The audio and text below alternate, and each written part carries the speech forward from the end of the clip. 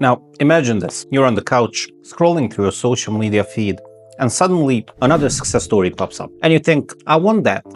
I want to start my own business. But then it hits you. Where do I even begin? And trust me, I've been there, staring up at the ceiling fan, hoping it would suddenly spin out the perfect business idea. But here's the wild part. Some of the most successful businesses, they started with the simplest of ideas. Take Airbnb, for example. Today, it's worth over $80 billion. But how did it begin? Well, it began with two guys renting out air mattresses in their living room. Yep, just air mattresses. So if you're sitting around waiting for a groundbreaking, world-changing idea to hit you, let me tell you, stop waiting. It doesn't need to be that complicated. Hi everyone, I'm Damir, and today I'm going to walk you through a method that has worked for me and many others for coming up with a business idea. One that could change your life without overcomplicating things. Ready to stop staring at your ceiling and start making moves? Let's dive in. All right, let's cut straight to it. What all billion-dollar ideas have in common? They all solve a problem. And the best part, these problems are often so simple, you'll wonder why you didn't think of them yourself. And here's a formula. Find a problem, solve it, and cash in. Simple. Now, I can hear you already. It can't be that easy, blah, blah, blah, blah, blah. But let me hit you with a story. In 2007, Drew Houston, the founder of Dropbox, was constantly forgetting his USB drive. Instead of just complaining, he created a solution. Yeah, Dropbox, a platform that ensures you always have access to your files, no matter where you are. So here's your challenge. For the next week, keep your eyes peeled. Start paying attention to the daily annoyances you experience, whether it's something big like long lines at the coffee shop or something small like mismatched socks, and write them down. Your next moment could very well turn into your ka-ching moment. Carry around a small notebook or use your phone's notes app to jot down problems you notice throughout your day. For example, maybe you're at work and realize it takes way too long to find a particular email. Well, that's a problem. Write it down, and at the end of the week, review your notes and see which issues come up the most often. Focus on the problems that seem common, because that's where the opportunity lies. Another thing you can do is to ask friends or family about their biggest daily frustrations. Crowdsource ideas. Many successful businesses started by solving problems that weren't even their own, but those of the people around them. Just make sure you ask them open-ended questions like, what's something that regularly annoys you but doesn't seem like it should? Oh, and before we dive deeper, if this is already sparking some ideas, go ahead and smash that subscribe button and hit the bell too, so you're always the first to know when a new video drops. Now let's talk about passion. Yeah, it's that word you heard a million times, but it's critical. When you're passionate about something, you don't just work on it, you live it. You don't get tired of it because it fuels you. And here's why that matters. Starting a business isn't easy. When things get tough, that passion is what will keep you going. Take Blake Mycoskie, for example. He combined his love of travel with his desire to help others and created Tom's, a company that gives away a pair of shoes for every pair sold. He didn't start with some massive idea. He saw a problem and applied his passion to solve it. Now, your turn. What are you passionate about? Write down everything that makes you lose track of time.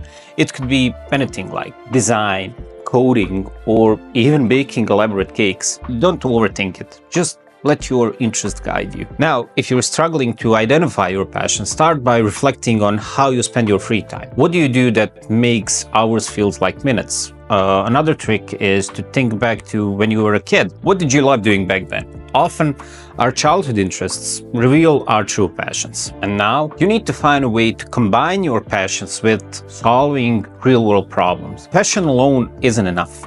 It needs to be paired with practicality. If you love gaming, for example, ask yourself, what problems do gamers face that I could solve? Maybe it's hardware issue, a software tweak, or something about the gaming experience that could be improved. Now, here's a secret. You don't need to invent something brand new to start a business. Sometimes the best opportunities come from making something that already exists better. Think about Apple.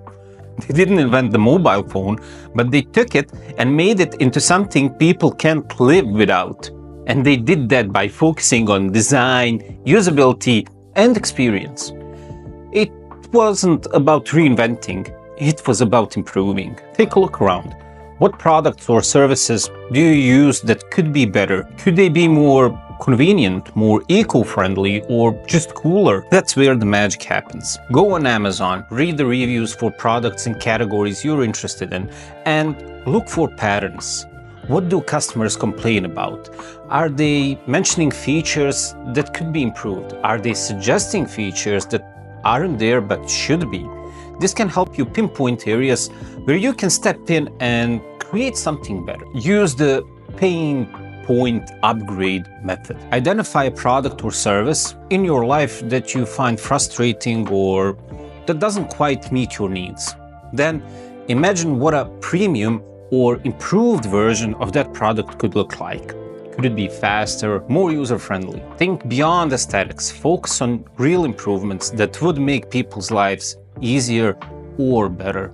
Oh, ever heard that phrase, timing is everything? Well, in business, that couldn't be more true. Trends are powerful. When you jump on the right one, it's like catching a wave. You get carried to success. It's all about spotting trends before they explode. For example, look at the rise of plant-based foods. Companies like Beyond Meat and Impossible Foods saw the health and sustainability trend coming and jump on it before anyone else. So how do you find trends? Well, it's simple, just pay attention. Use social media, follow industry leaders, and keep your eyes peeled for anything that keeps popping up in conversations or your feed. Now, you can sign up for trend watching newsletters like Trend Watching or Springwise. Well, they specialize in identifying consumer trends early and can give you a head start in seeing where markets are heading.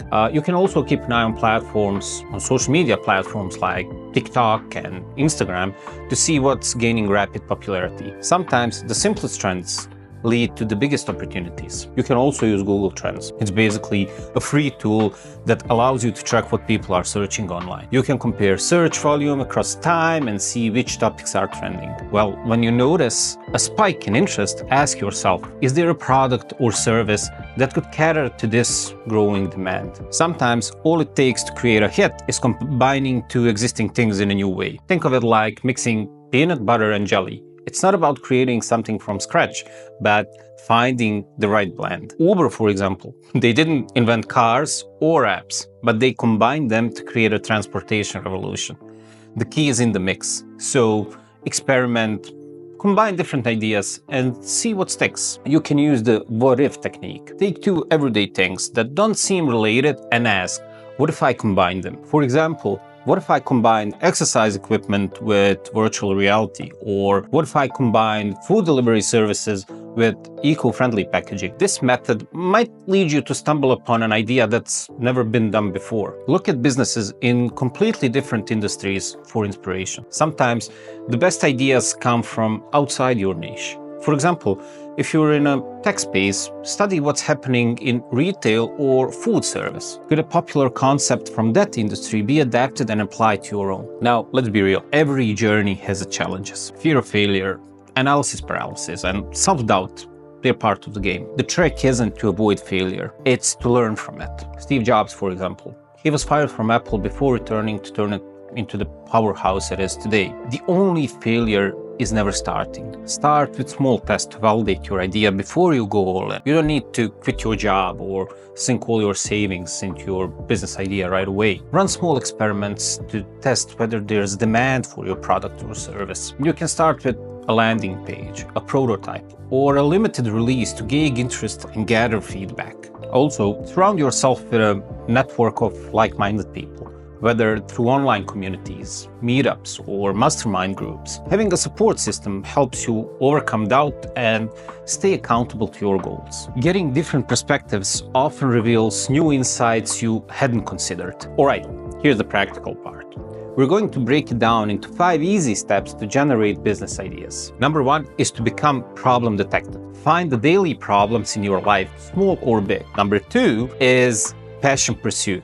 Identify what you're passionate about. Number 3 improvement investigator. Look at existing products and ask how they could be better. Number 4, trend tracker.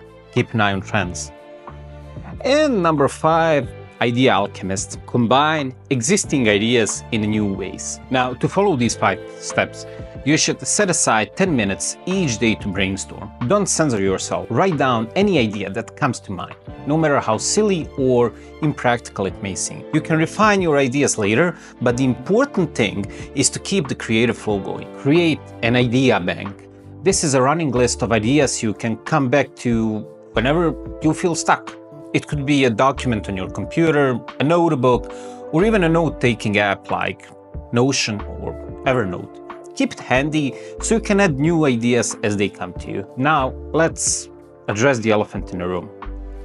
Do you need a completely original idea? And the short answer is no. Improvement and innovation often come from building on existing ideas. So start small, test, and see where it takes you. The most important thing is to start. Business ideas aren't born from waiting around, they're born from action. So start applying these steps today and share your ideas in the comments below. And don't forget to subscribe. See you in the next video. Bye.